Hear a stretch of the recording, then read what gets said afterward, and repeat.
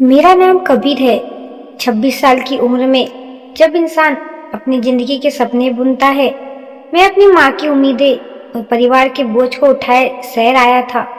गांव के छोटे से कच्चे मकान से निकलकर शहर के इस कंक्रीट के जंगल में खुद को ढालना आसान नहीं था। मैं एक दफ्तर में मामूली क्लर्क था। किस्मत मुझे वर्मा जी के घर ले आई।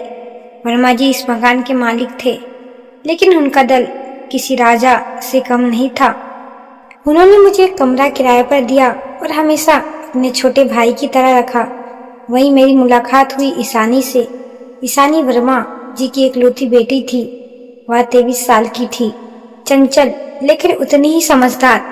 हमारी मुलाकात अक्सर रसोई में होती थी, जब मैं पानी लेने जाता, या बरामद में जब वह पौधे को पानी देती थी। एक दिन शहर में ऐसी बारिश हुई कि पूरा ट्रैफिक थम गया। मैं दफ्तर से घर के लिए पैदल ही निकल पड़ा। जब मैं पूरी तरह भीगकर घर पहुंचा तो कांप रहा था। तभी ईशानी गर्म दूध का गिलास लेकर आई। उसके चेहरे पर जो चिंता थी, उसने मेरे दिल को छू लिया। उसने मुझे डांटते भी कहा, पागल है आप, अपनी सेहत का ख्याल नहीं रख सकते?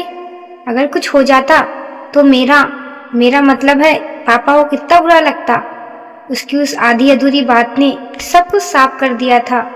कुछ महीने के बाद हमने अपने प्यार का इजहार किया और वर्मा जी ने बिना किसी भेदभाव के हमारा हाथ एक दूसरे में थमा दिया। हमारी शादी धूमधाम से हुई और अपनी एक नई दुनिया बसाने के लिए दूसरे शहर के एक बड़े घर में चले गए। शादी की शुरुआत दिन किसी सपने जैसे थे।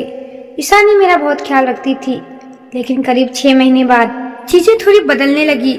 मैं देखता कि ईशानी हर हफ्ते बाजार से रुई के बड़े बड़े बंडल मंगाती। कभी कभी तो वो रात के 2-2 बजे तक जागती रहती। जब मैं पूछता, ईशानी इतनी रुई का तुम क्या करती हो? क्या कोई नया गद्दा बना रही हो? तो वह हंसकर कह देती, ये मेरा एक छोटा सा राज है कबीर, जब सही वक्त आएगा तब बता दूंगी। अभी आप बस अपने काम पर ध्यान दीजिए। मुझे थोड़ा अजीब तो लगा, पर अपनी पत्नी पर मुझे पूरा भरोसा था। इसी बीच हमने दफ्तर आने जाने के लिए एक ड्राइवर रखा, जिसका नाम रवि था। रवि बहुत ही चालाक और कान का कच्चा इंसान था। वह अक्सर घर के अंदर की बातों पर नजर रखता था। एक दिन जब मैं दफ्तर जा रहा था, रवि ने अचानक गाड़ी रोक दी। वह पीछे मुड़ा और बोला, साहब आप बहुत भोले हैं। आप सारा दिन दफ्तर में पसीना बहाते हैं और पीछे से मेम साहब। अच्छा नहीं लगता साहब, पर मुझे बताना पड़ेगा। जिस दिन आप घर पर नहीं होते, रात के सन्नाटे में करीब 11 बजे काली चादर ओढ़े एक आदमी उनके कमरे में जाता है। मैंने खुद अपनी आंखों से देखा है। पहले तो मैंने उसे जोरदार तमाचा जड़ा। खबरदार जो मेरी पत्नी के बारे में एक शब्द भी बोला। लेकिन रवि ने हार नहीं मानी। उसने कहा, साहब कल रात आप मीटिंग में थे, तब एक नहीं बल्कि 2 आदमी अंदर गए थे। अगर आपको मुझ पर यकीन नहीं है तो आज रात खुद अपनी आंखों से देख लीजिएगा। शक का जहर मेरे दिल में उतर चुका था। मैंने तय किया कि मैं इस सच्चाई का पता लगाकर रहूंगा। मैंने ईशानी से कहा कि मेरा एक प्रोजेक्ट अधूरा है और मुझे आज रात दफ्तर में ही रुकना पड़ेगा। ईशानी ने थोड़ा संकोच किया, पर मान गई। मैं दफ्तर जाने के बहाने निकला और पास के एक पार्क में रात होने का इंतजार करने लगा। रात के 11 बजे रवि का फोन आया, साहब शिकार जाल में फंस गया है। 2 आदमी अभी भी पिछले दरवाजे से अंदर गए हैं, जल्दी आ जाइए। मेरा खून खोल रहा था। मैं पागलों की तरह घर पहुंचा। घर के अंदर लाइट जल रही थी। मैंने जोर जोर से दरवाजा पीटना शुरू किया। ईशानी दरवाजा खोलो, आज तुम्हारा नकाब उतर जाएगा। मुझे सब पता चल गया है कि तुम मेरे पीछे क्या गुल खिला रही हो। मैंने गुस्से में पास पड़ा एक गमला उठाकर खिड़की पर दे मारा। शीशा टूट गया और जो मंजर मैंने देखा उसने मेरे होश उड़ा दिए। अंदर ईशानी जमीन पर बैठी थी। उसके हाथ रुई से सने थे।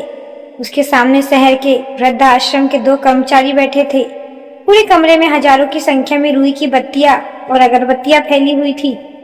ईशानी ने रोते हुए दरवाजा खोला। उसने एक पुरानी डायरी और बैंक की पासबुक मेरे हाथ में रख दी। उसने कहा, कबीर तुम्हें याद है, पिछले साल जब तुम्हारी माँ का ऑपरेशन हुआ था तो हमने काफी कर्ज लिया था। मैं नहीं चाहती थी कि तुम अकेले उस बोझ को उठाओ। मैं रात रात भर जागकर रुई की बत्तियां बनाती हूँ और ये काका ही ने ले जाकर बड़े मंदिरों और आश्रमों में सप्लाई करते हैं। इन पैसों से मैं चुपचाप हमारा कर्जा चुका रही थी। मेरी आंखों से आंसू गिर पड़े। जिस औरत को मैं बेवफा समझ रहा था, वह मेरी और मेरे परिवार की इज्जत बचाने के लिए अपनी नींद कुर्बान कर रही थी। वह आदमी कोई गैर मर्द नहीं बल्कि एक लाचार पिता समान बुजुर्ग थे जो उसकी एक छोटी सी गृह उद्योग में मदद कर रहे थे। मैंने तुरंत रवि ड्राइवर को नौकरी से निकाल दिया और ईशानी के सामने घुटने पर बैठकर माफी मांगी। दोस्तों, यह कहानी हमें सिखाती है कि आधी हकीकत पूरा फसादा होती है। किसी तीसरे की बातों में आकर अपने सबसे प्यारे रिश्तों पर शक करना आपकी जिंदगी तबाह कर सकता है।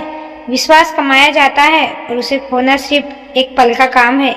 अगर यह कहानी आपको पसंद आई होगी तो चैनल को लाइक, शेयर और सब्सक्राइब जरूर करें। ऐसी ही कहानी आगे सुनने के लिए धन्यवाद।